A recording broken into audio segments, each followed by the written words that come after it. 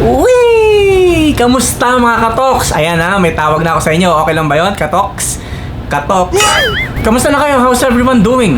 Well, ako ito, busy as usual. Maraming ginagawa, maraming pinagkakabalan, and lately nag-aaral kasi ako. And sorry, ngayon lang ako nakapaglabas ng vlog. Finally mga katoks, I got my first ever YouTube salary! Woohoo!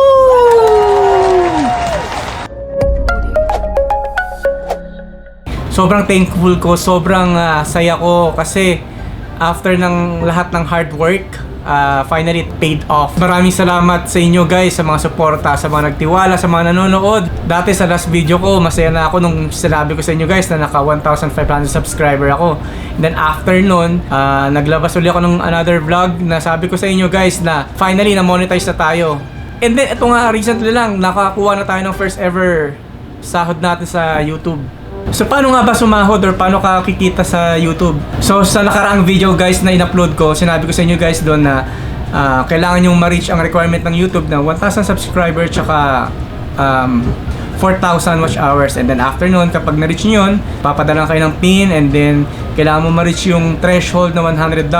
Once na na-reach mo yun, that's the time na makakakuha ka na ng first ever salary mo. So yun, na-hit natin yun, and then papipiliin ka ng choice kung ano ang klaseng payment method na gusto mo.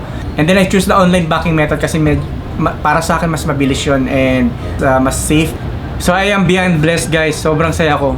Doon sa in-upload kong 5 reasons kung bakit kailangan nyo na mag-start ng YouTube, sinali ko doon sa last part na pwede kang kumita. And ito nga guys, na sumahod na tayo. So it's a dream come true guys na yung mga pinaghirapan mong pag-upload, pagpupuyat, pag-i-edit, kaya may tiyaga.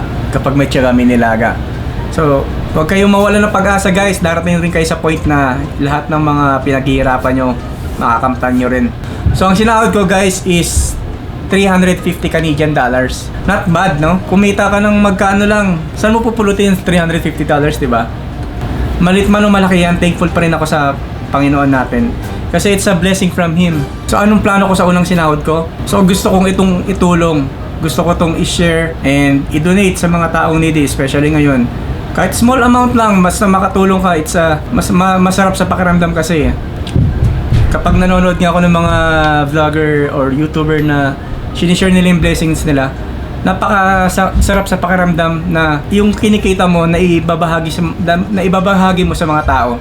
So sabi ko sa sarili ko nun, balang araw kapag ako sumahod sa YouTube, malaki man o maliit, gusto kong makatulong ito kahit in a small way lang.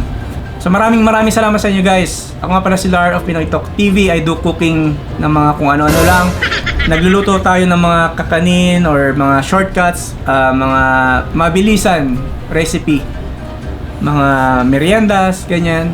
Sana magustuhan nyo. Hanggang sa muli guys. Ito nga pala si Lars of Pinoy Talk TV. Signing off. Peace.